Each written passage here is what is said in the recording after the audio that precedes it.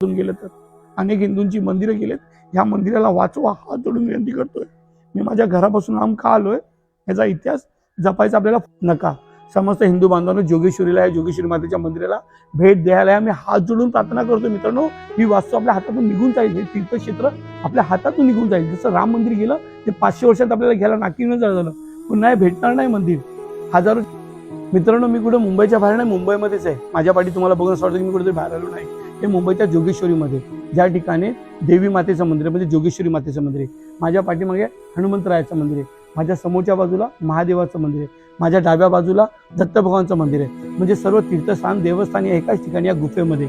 पण इथं एकही जण यायला तयार नाही, इकडची काळजी घ्यायला तयार नाही. मान्य की पुरातन खात्याच्या हातामध्ये, मान्य शासकीय नियमानुसार हे त्यांच्या हातामध्ये. पण हिंदू म्हणून आपण कधी यायचं? आपण फक्त बोलतो की मुसलमानांनी आमची मंदिरं तोडली, मुसलमानांनी आमची मंदिरं काबीज केली. अरे पण हे तर जिथं जातं उदाहरण आहे ना.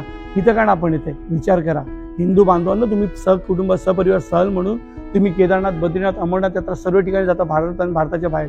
मग या ठिकाणी का नाही ते? आपण हे किती पवित्र स्थान. इथं आल्यानंतर मन एवढा आनंद वाटतंय. डिप्रेशनमधून बाहेर निघालो. इकडचं एकांत, इकडचं शांत वातावरण मला काहीतरी नवीन शिकवत होतं. इकडची प्रत्येक वास्तू, प्रत्येक भिंत, प्रत्येक दगड काहीतरी सांगताय.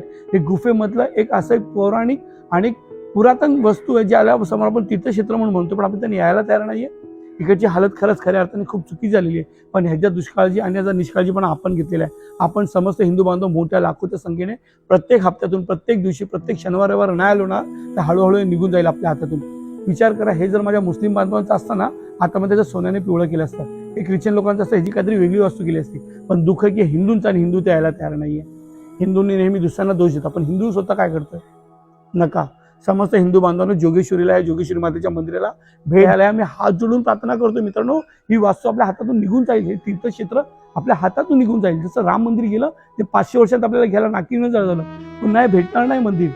हजारोच्या संख्येने तर दर्शनाला या, आरतीला या. आणि इकडचे भक्तगण खूप चांगले आहेत, इकडचे सेवादारी चांगले आहेत.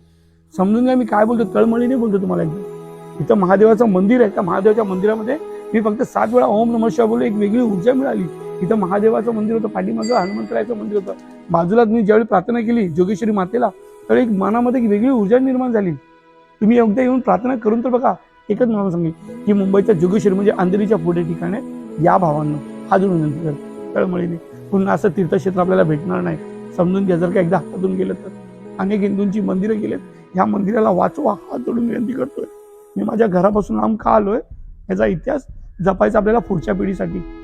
जय श्रीराम, जय शिवराय, जय लवजी.